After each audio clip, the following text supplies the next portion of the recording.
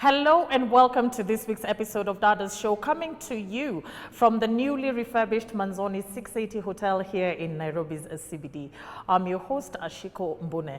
Now, on this special edition of Dadas Show, we are taking a pause from our usual conversations to honor, reflect, and celebrate the incredible role played with our fathers. So, happy Father's Day and welcome to our Father's Day special. We have curated a heartwarming conversation just for you. Now, in this very day, the role of a father is evolving and the expectations are high and the pressure is even higher. Many fathers are trying to stay present in a society that never taught them how to. So some of them have been left behind and others simply walked away. Furthermore, fathers are trying to navigate a very difficult and most of the time silent battlefield, having to deal with financial constraints, emotional disconnect, whilst healing from their own childhood wounds and trying to break patterns that have been brought on by generations after generations. Now, amidst all these struggles, there is still hope. Today, I am joined by three phenomenal gentlemen who are pushing past stereotypes, who are turning pain into purpose, and who are redefining what it means to be a father. This is definitely a conversation that you do not want to miss, especially on this lovely Father's Day. As always, we welcome you at home to take part in this and any other conversation that we may have across all social media platforms at KBC Channel 1. You can also reach us on Facebook at Dadas Show KBC, or reach me personally at Ashiko the host across all social media platforms. So to get into this conversation, let's take a look at the following feature. This is Dadas Show, and my name is Miriam Odanga. We're on the streets of Nairobi to collect some love message to our Father's Day in honor of our fathers. So, starting us off, you complete this with me, okay? Yeah. I knew my father loved me when? He used to, like the last born I could cry the whole day waiting for him to just come from school so that I can explain why I'm crying. Yeah, he really did love me at a younger age, and I appreciate that.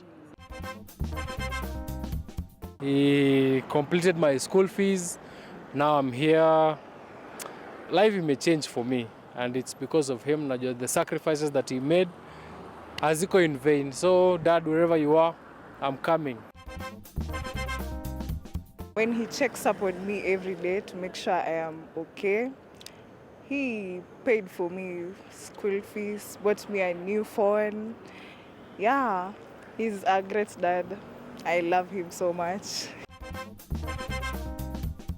When he divided part of his land and gave it to me as an inheritance. My father is? Loving and generous. When he's always paying my school fees and when he's always giving me any help that I need. I knew my father loved me when he puts our needs before him and he takes care of us. He gives us second chances for me. I mean, but second chances are many times, and I love him for that. Happy Father's Day to you, Father. When I traveled back home after a long time and I waited for him and I saw him waiting for me at the gate, I was so excited. In fact, he was running just to hug me.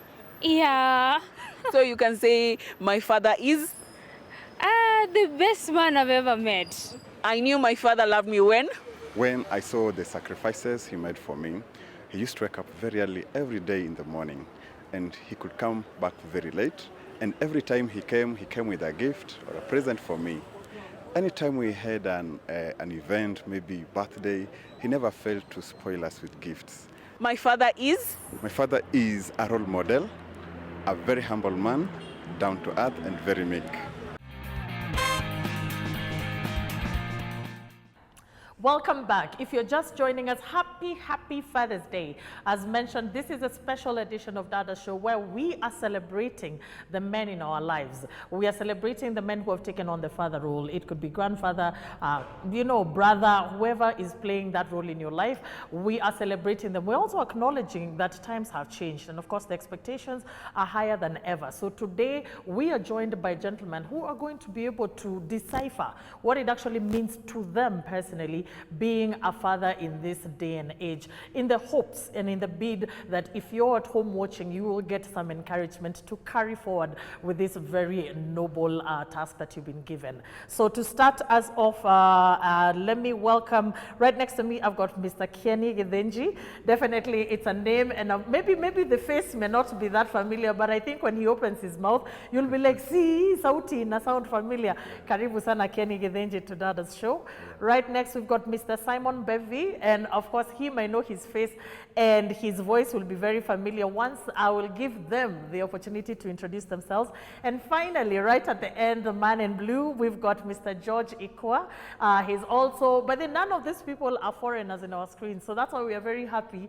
For the one time when we get an opportunity to host Ndugus on Dadas Show, we've really knocked it out the ballpark. So we are very proud of ourselves and the panel that we have. We can also not fail to acknowledge our wonderful audience for taking time week in, week out as we share, as we support each other through conversations about things that affect us. And of course, I cannot fail to acknowledge you at home. Happy Father's Day. I hope you're celebrating with those who you hold dear to you, and you will learn a thing or two or 10 from this particular conversation. So let's start off with Mr. Kenny Gidenji. Tell us a little bit about yourself and what fatherhood, means to you. Karibu sana Kenny. Okay, thank you so much, Helen. So as you've mentioned, Kenny Gidenji, I've been in radio for at least over 15 years, mainly in the sports section. That's where I sit. Yes. I love football, Liverpool, congratulations, all Liverpool fans. And a big apology to all Arsenal guys. A wooden spoon is horrible. But that's why I love football. I love all sorts of sports and how it influences on young people and young men out there. Because it's one of the best ways to mentor people. In my other life, I'm also an entrepreneur. I'm a project management consultant, as well as I deal also in the security space in terms of retail security and all that. Yeah. So fatherhood is amazing. That's the one thing I must say about fatherhood. It's a challenge because at times you have to be stern and everything, and I know we'll be discussing more about that. Yeah.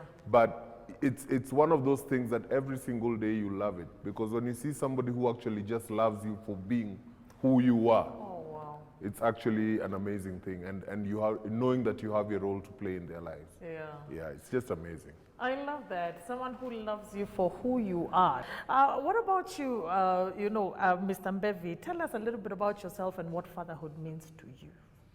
Well, thank you. Firstly, I'm a father, very proud father. But I run an organization called Transform Nations.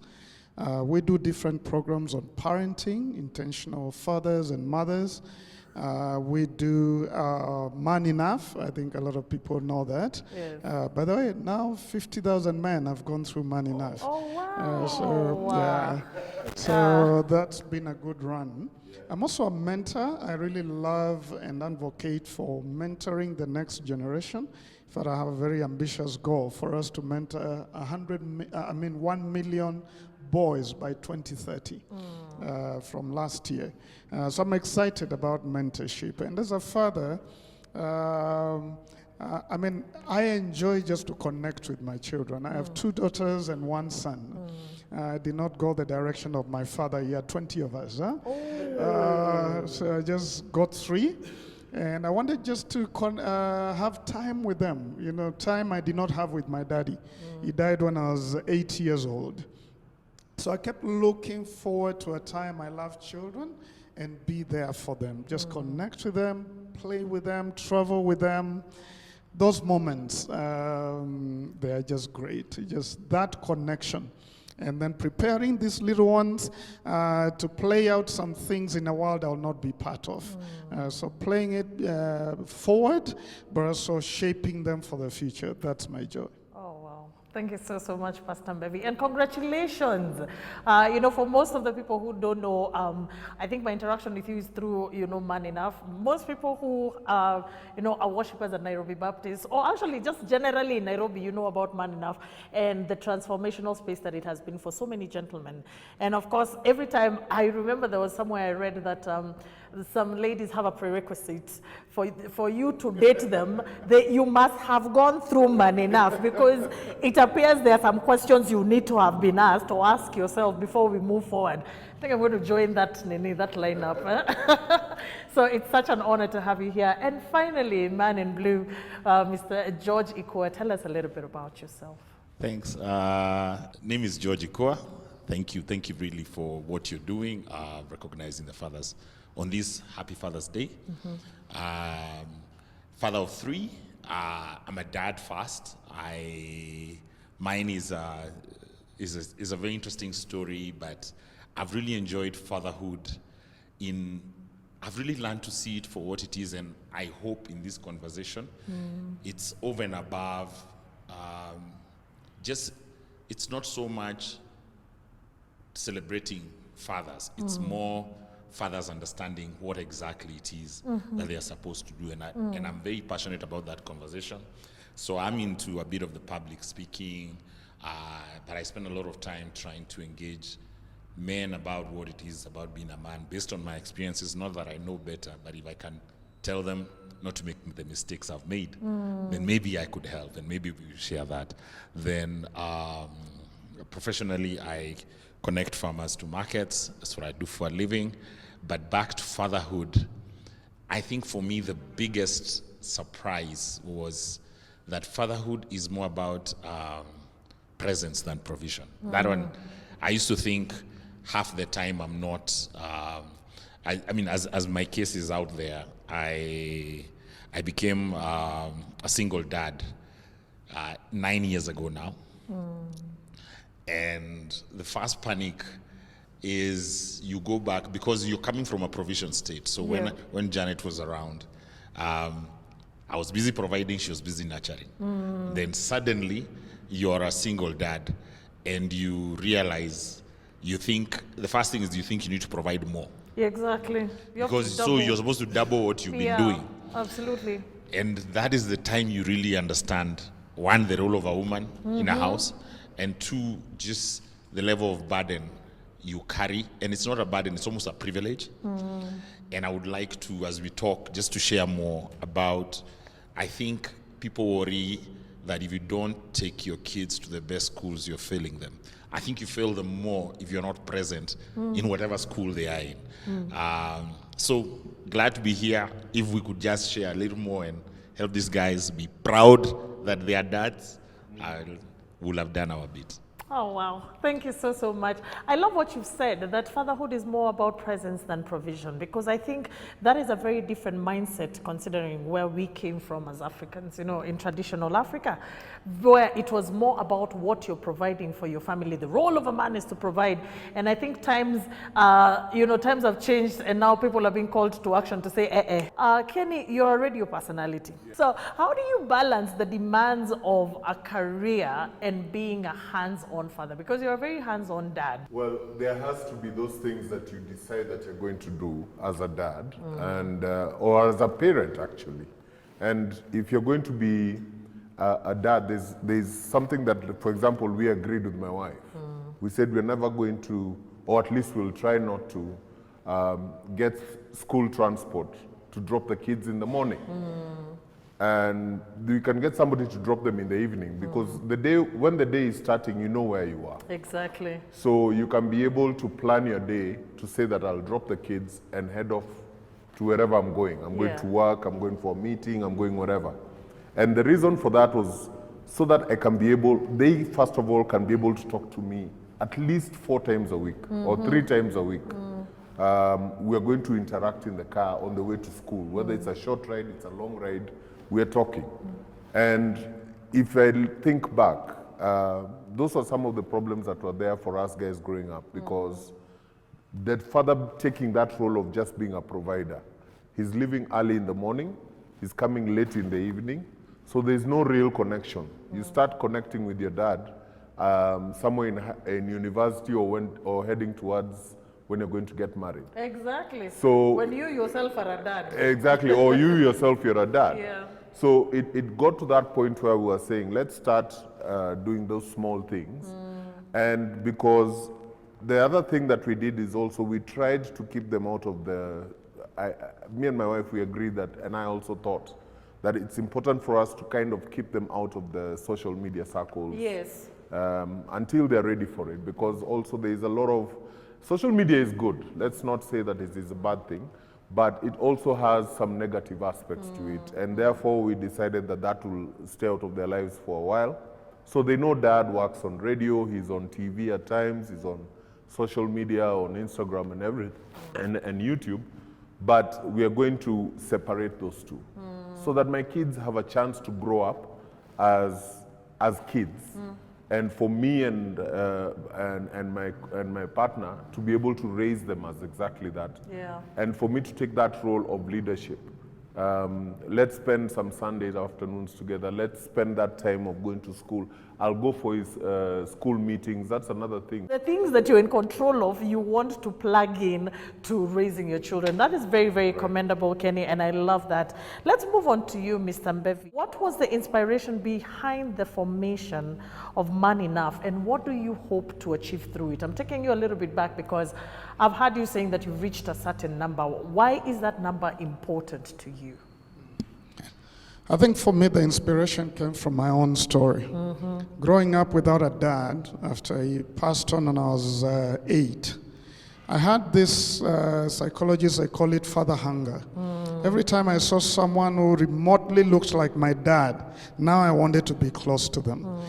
My dad had beards, so every time I saw, you wouldn't qualify, but someone with a lot of beards. Now I wanted to be close to them. And I remember my music teacher was that kind of a guy. And so I began to see him as my father figure. And now I loved music because I wanted to be close to him. So I did music very well. He noticed that, and that's what I wanted. And one day he called me to the front and he recognized me before the whole class. That was the best moment of my life. He said, let's clap for this boy. He has done very well. And then he did the unimaginable. He actually gave me a hug. I cried for 2 hours. I had longed for that, just a connection between me and the father figure. And then he looked at me and said, one day I think you will be a lawyer. And I knew that my future was set. So I'm actually a lawyer, but it's because of what he taught me that day. I think for me, walking through that journey and then going to campus, and I meet a lot of kids who don't have fathers, who are having the same father hunger. I wanted to do something about it. I saw the gaps that I had and others had because they didn't have a father to prepare them to be men. Because fathers, we talk about the boy-child crisis, but boys don't make themselves men. They are mentored into manhood by their dads. And if their dads are not there, then they need mentors who would come in and mentor them. So that's where the inspiration came. I was trying to fill in the gaps in my own life. And then I realized I wasn't alone. We were many of us. Quite a number. And so we started a program to try and mentor each other and talk about some of those gaps and issues. One of the things we do there that is huge is we talk about the wounded warrior. And that's what men say is their best experience. The wounds we get because of loss of dad or dad not being there or another reason. So we get to deal with those gaps so that we can at least be a better man. We're not perfect men. You know, the perfect men are not born or dead. But we are committed to do what is right. We are learning and building ourselves. And so I think every time I meet a man and he tells me I went through this and I feel like a better man, I am so satisfied to feel like someone's a future husband or father at least has learned some things. So that's really the drive for me. A lot more men to be able to sit around and talk to each other, because I believe a man is made a man among men. And so when we provide that atmosphere, we can help each other, challenge each other, sharpen one another, and give the society a better version of masculinity. I love that. I love that so much. George, I want to move on to you next. You know, I mean, for me, you're so much more than a widower. You know, you're a father. But, you know, what flung you into our sphere is through what you went through. And I want you to tell us something. How has grief taught you to be a present parent? It's not like you have a choice. Like, there's no, if we don't step up, then this. Yeah. There's no other way around it. It's just you. And it doesn't mean even when your partner is around, you know what you're doing. Half the time, I keep saying, parenting is like a guilt game. So half the time you're guilty, you didn't do. Then for 30 years, then one day they start thanking you. Then you're like, what? We were guessing all the time. Yeah, we're winging it. So yeah, it's half the time you feel guilty. And you think that, so like back to what I was saying. Yeah. By the time I realized, so for me, in the beginning it was just provide. And disappear and go and do your grieving and whatever it is that you're trying to figure out. But then you realize kids don't sit and say, thank God dad paid school fees. I know. Kids don't There's think Wi-Fi. like that. Thank God there's Wi-Fi. Yeah. Oh, today we had bacon. Kids don't think like that. And you yourself, leave kids, you yourself, you remember the little memories you shared with your father. You don't remember the way there was a receipt for school fees, the way there was a receipt for rent. So all these things which we think fathering is doing is not, because even you, it's not what you looked for. So for me, what I had to figure out very quickly, and I wish, I mean, to give ladies a cheat sheet or something, give a man to stay alone with children for 1 month. I think that's the first time men realize just what role a woman plays in the house. It shocked life out of me, because I was left with my nanny, and my nanny then got a boyfriend and left. And I was in utter disarray.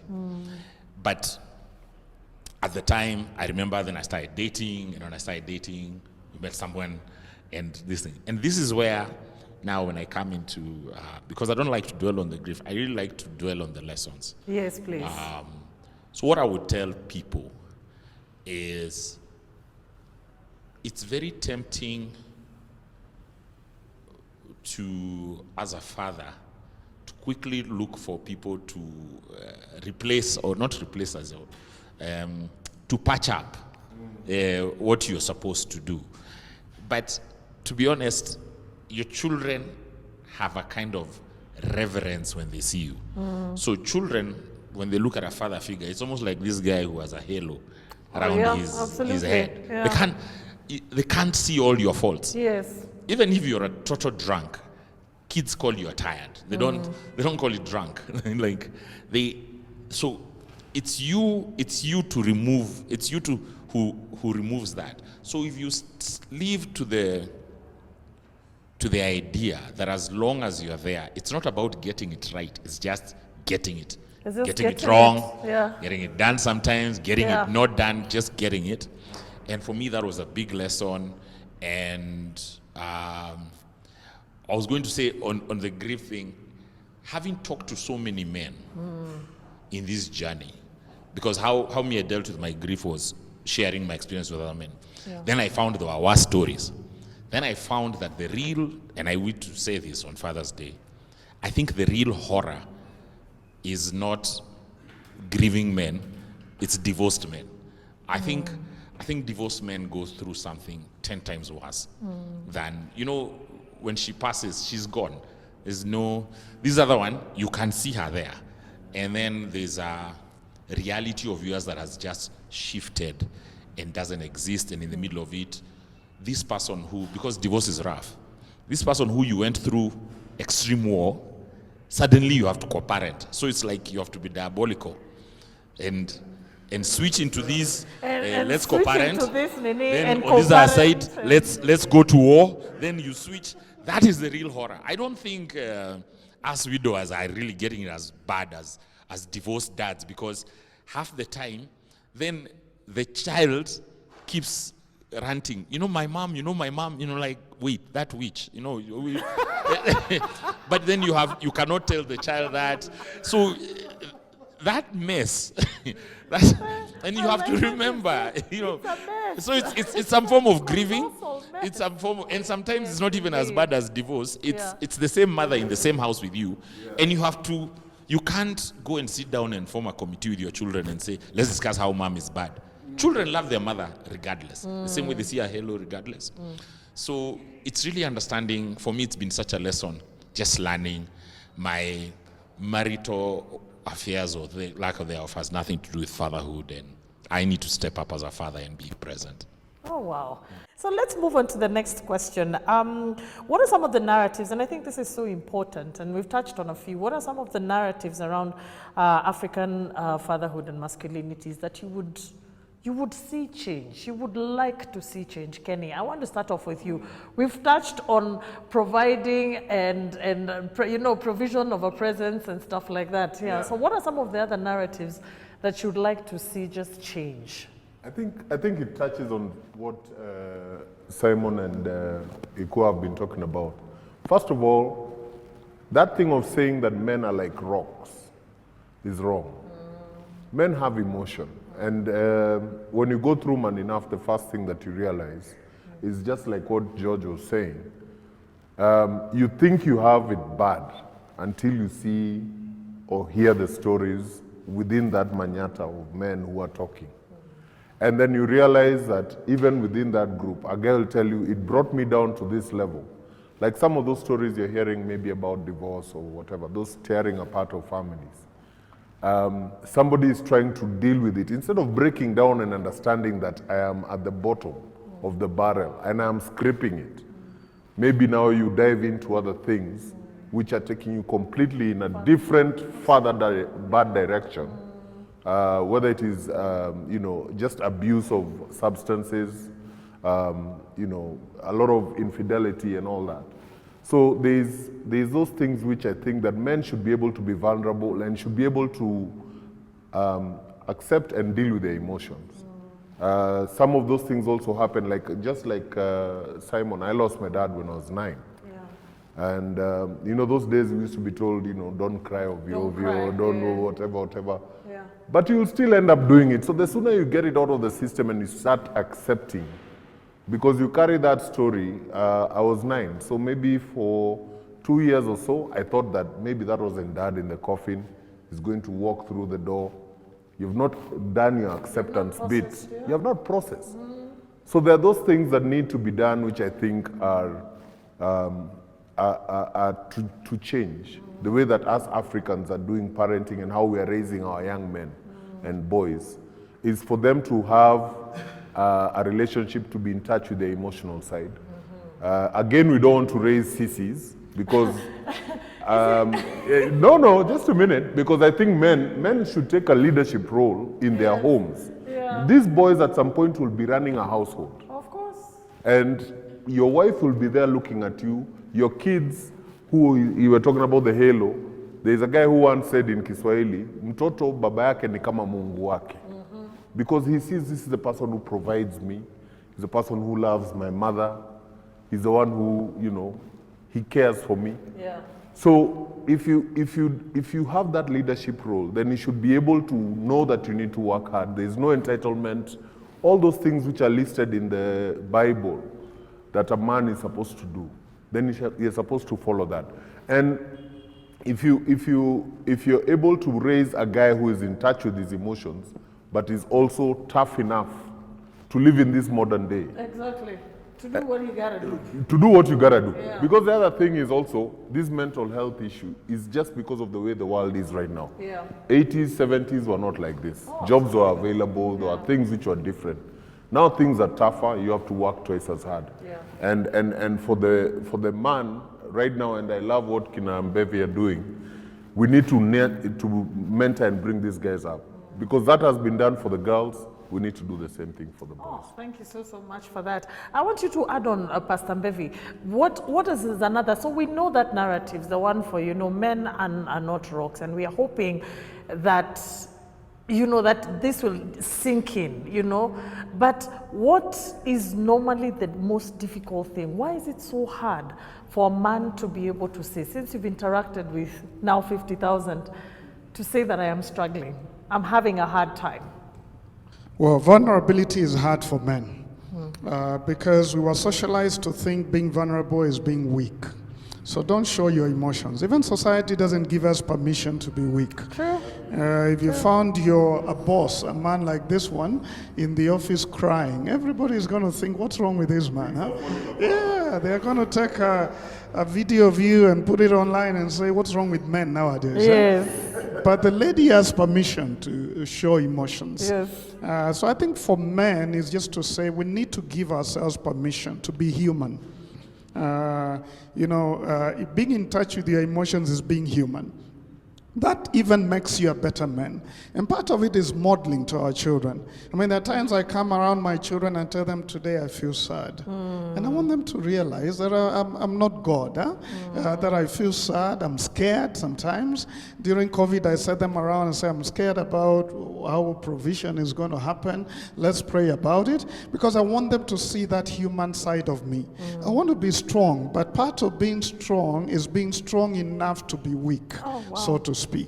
Strong enough to be vulnerable. So for me, I summarize this in 5 ways. As men, we need to depart from some of the negative models that we saw with our fathers. Like untouchable, very violent, don't come near me. A friend of mine was saying the longest journey he had with his daddy was to travel from Nairobi to Nakuru. I said, that's not too long. He said, it's because we didn't have anything to talk about. We just sat in the car. He told me, have you belted? I said, yes. The next time he talked is, do you want yogurt? Naivasha. The next time he talked is tumefika, as if he couldn't see. There was nothing to talk about. We've got to be present enough to connect with our children. I should talk about the 5 P's very quickly. Yes. Present, create habits of connection. Number 2 is provider, which we have talked about. Provide, but not just the money. Provide in many other ways. Number 3 is protection.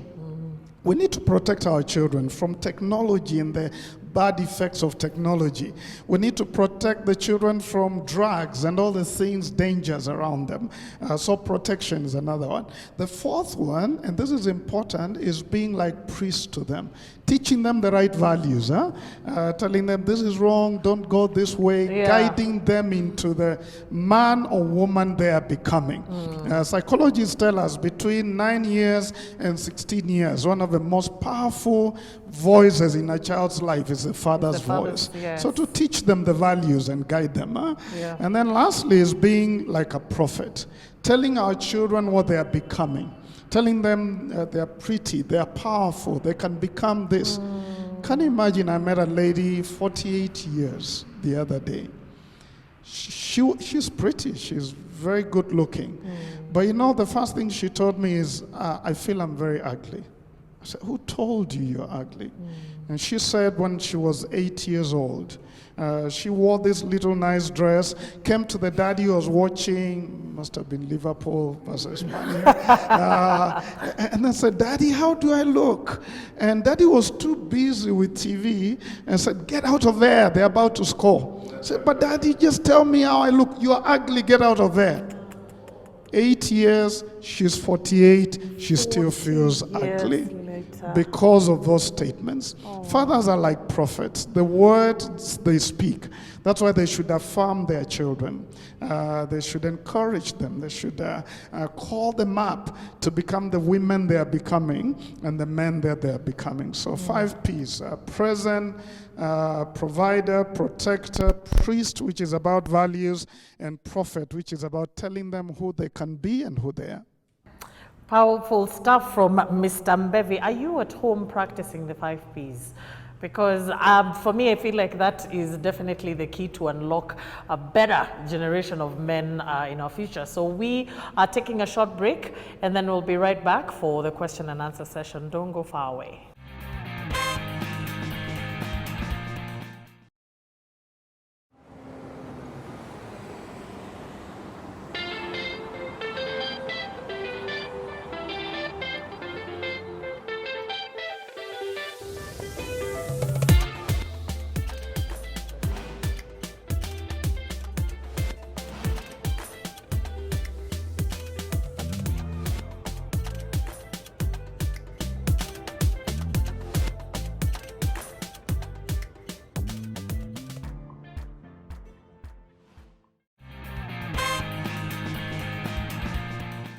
Welcome back and happy Father's Day. If you're just joining us, you have missed quite an informative first session, but fear not, because all the episodes of Dadas Show can be found on YouTube and Dadas Show KBC. Remember to also reach out to us across all social media platforms at KBC Channel 1, or you can reach me personally at Ashiko the host across all social media platforms.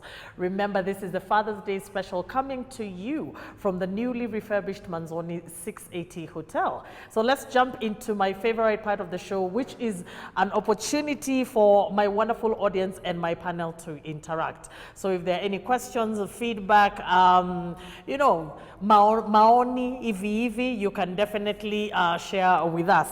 So to start us off in this session, we've got Bwana Michael. Michael, karibu sana. Thank you very much. My name is Michael Njoroge. I'm from Gong. I'm a father of 3 and one woman, wife, that's one wife. Anyway, my question is to the panelists, is on boundaries. Now, for example, like now, I'm a father of 3, as I've said, and I stand up somewhere and I'm looking like a gentleman, I'm successful in all my ways.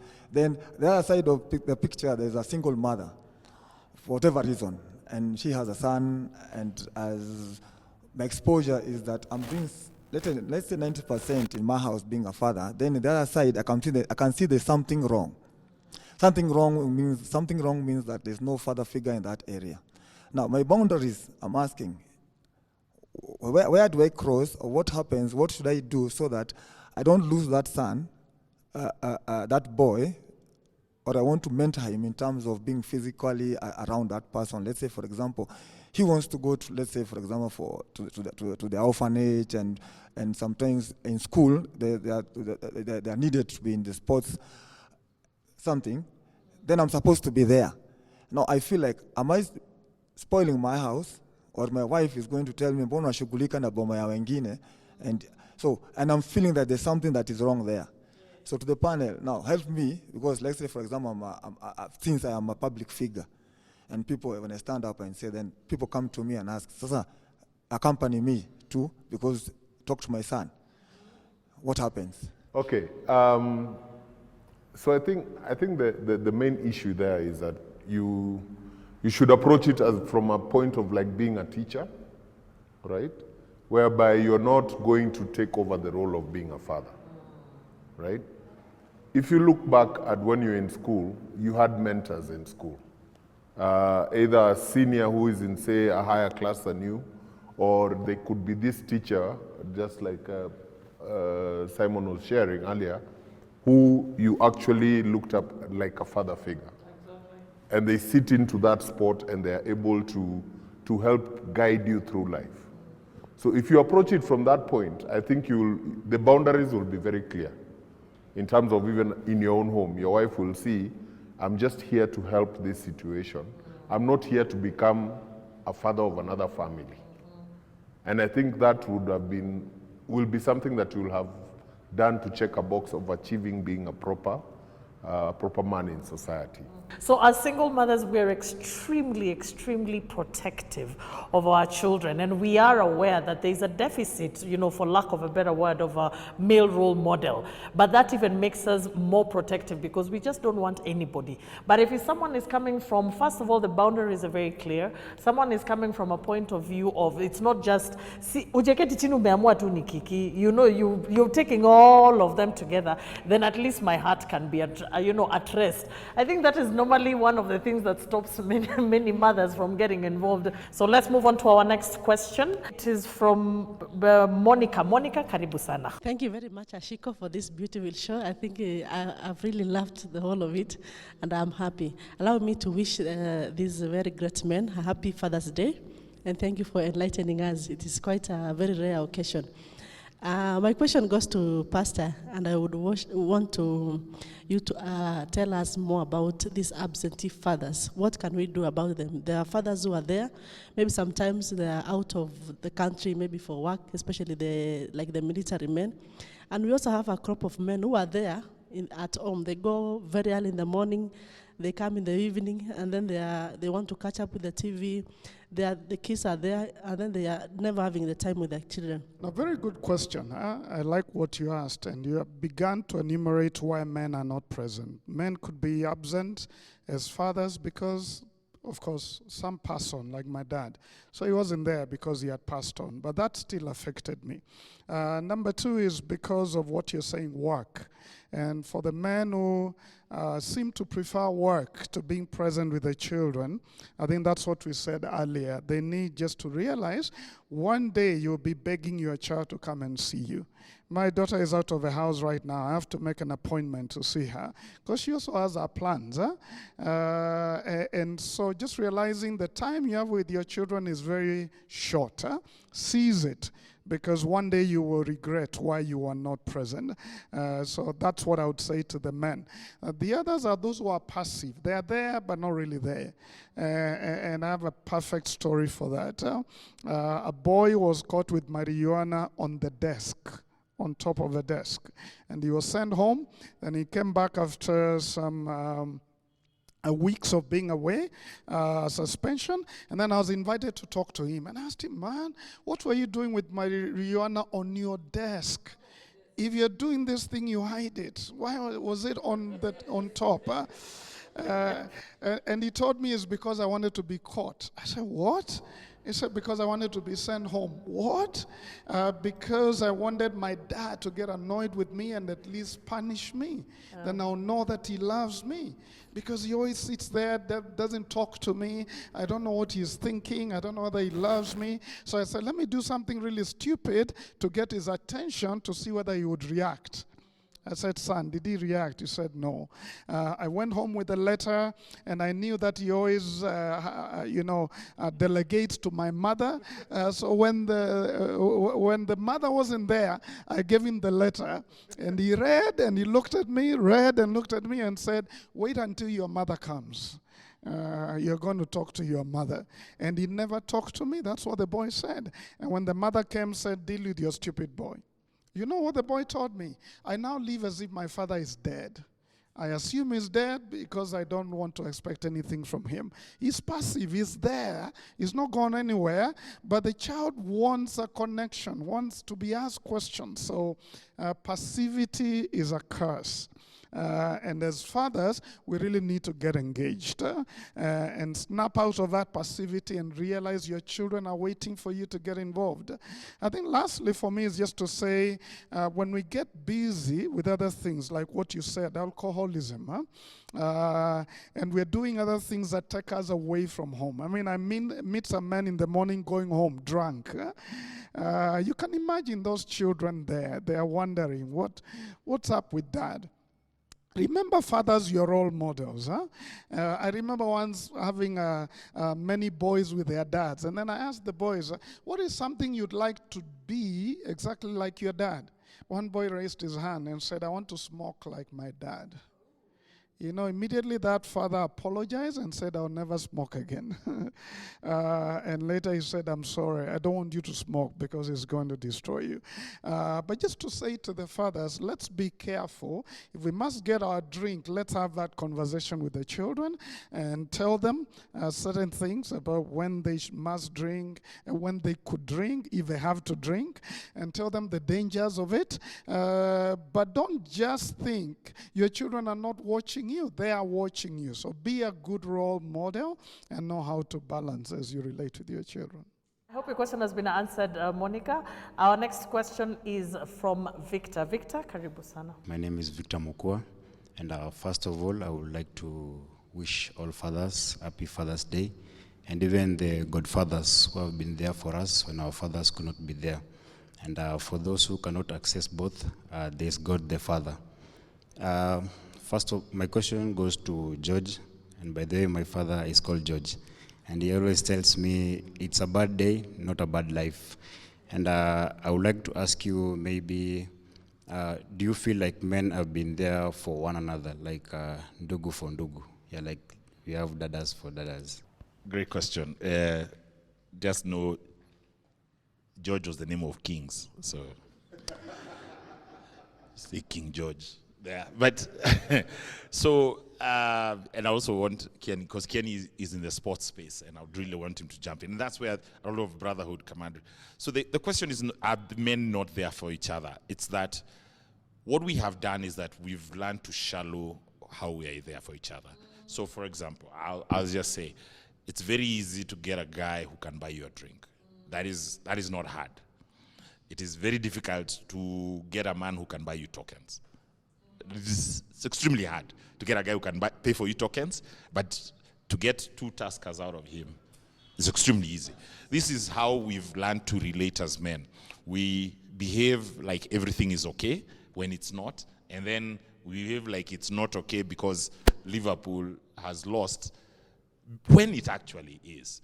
And so instead of just, I'm not going to complain about how we are, I'm going to ask you to be intentional in your engagements with peers. We know most of us men feel sharing a problem is like declaring weakness. This is how we are designed. But like I said, if you go back to where your identity comes from, you're the hero in this movie just because you're in a dark place and you need some shelter for the night before you rise tomorrow. So you learn the superhero does not lose. You've seen all these comic Marvel things where Superman is still Superman even when he has lost his power. You have to think like that. And so when you're sharing your problem that you need tokens, it doesn't make you a lesser being. And usually, if they're going to laugh at you and walk away, they have done you a gift that you found out they're not the ones for you. For the sake of time, we're going to move on. But I hope you've understood what he's saying, especially at your age. Foster relationships of vulnerability and openness. And remember, like what I said, I love what you said earlier about identity. If you're comfortable in identity and who you are and what you represent, having a bad day, like you said, having a bad day is not having a bad life. Yeah? So I hope you're also going to be open with your friends. You're going to let your friends open up to you so that at least the next generation that is coming up are people who are open, who can be able to support each other and do this thing called life. So I hope your question has been answered, Michael. Actually, that's Victor. Our final question of the day is from Madam Wagari. Happy Father's Day to all the fathers here. Thank you for having them. And to all role models, father role models out there. My question is to all the panelists. What does success look like as a father for your children? Like you look at your children and you're like, I've done a good job. Success for me in the child, and not me as having done a good job as a dad, will be that the child, first of all, has been brought up in the right way and is actually adhering to the virtues and the things that we've been able to teach that child, or have been able to teach that child, and seeing them enact that. That would be for me a success story. And on my end, I would pat myself on the back and say that actually, then I was able to do what I was commissioned to do by God. That would be it. Excellent. What about you? I believe parenting is successful when your child can live life well without you. I hope I can raise my children in a way that they can handle their life issues without having to refer to me, that I gave them what they needed to handle life in two ways: competence and character. Character is the values, the wisdom to make the right choices. Number two, competence is the different abilities to make relationships, to ask questions, to find answers. Those competences, to work hard, to be diligent, those are competences. So I'm helping them to catch or pick up the right competences for life and the right character. Character is a foundation. They can have competence without character, that will destroy them. They can have character without competence, they will not go far. They will be good people, but not going anywhere. So giving them those two so that they walk on both legs, character and competence, and they can live life well without me. Successful parenting is about self-validation. If my kids can self-validate in society without me, for me that's a huge success. It manifests in two ways. My daughters, if they can not need the need to be, how do I say, if whether they are told they are beautiful, they think they are beautiful, that works. For me, my son, if it can help him manifest through resilience, good days and bad days do not define whether he's a good man, then I have done. So if they learn to one way or the other self-validate, because they're going to have bad days, they're going to have bad company, they're going to have bad experiences, but if they go back to themselves when I'm not there, to be able to say, but I am a good person, my values are this, then I think I've parented. I want to give each of you an opportunity to give us a parting shot. There is no manual you'll go and buy somewhere which tells you start from here and follow these steps. What you do is you look at it from the point of, first, let me not fear. Let me approach my fatherhood. I believe in love. If you love your children, you'll always do the right thing by them and by your partner. So you start with the point of love and caring, and therefore from there you'll be able to first of all provide the 5 P's. Or are they 4? 5. and from there now you'll be able now to learn how to grow with these children and grow in your fatherhood. The other thing is also ask. I think the biggest problem that also happens to most people is ujuaji. And young people like to Google everything. Don't Google everything. Go and ask, because fatherhood in the US, fatherhood in Ukambani, fatherhood in Samburu is different, depending on where you are. I would say as you prepare to be a father, the foundational character traits are honor, duty, and care. I just say a man sits on a 3-legged stool. And you sit on that through the stages of life, as a young man, as a husband, as a father. Honor is your character, that you build your character in such a way that your children would want to be like you, and you'll be able to prepare them to be like you in character. Duty is responsibility. Fatherhood is a responsibility. So you begin to take up responsibility as a young person, not to leave them to others. It is a journey that has no, how do I say? It has no off days. So there's no day I can wake up and say, I'm tired, or I'm going through a tough time, or my business has closed, that I can't be a father. So I told you, there are highs here and this other side. But there's no bigger joy than to watch somebody who you fathered grow up, be their own person, and so like fatherhood is men are very lucky. You get to watch yourself in your lifetime. And you get to, you have a chance when you're young to become what you want to be, but you can actually then even watch somebody become what you wanted to be. Indeed, and sadly, we have come to the end of this, extremely wonderful episode. It was funny, it was educational, it was emotional, and I believe everybody has learned a thing or two, especially on this Father's Day. So, as always, we invite you to get in touch with us through all our social media pages at KBC Channel 1, Ashiko the host, and of course, KBC Channel 1 on Facebook. You can find us, communicate with us, share your Father's Day greetings to your father role model, and we will truly appreciate that. So on behalf of the production team at KBC, my location partner Manzoni 680 Hotel here in Nairobi CBD, myself Ashiko Mbune, happy Father's Day, and I'll see you all next time. But for now, be safe.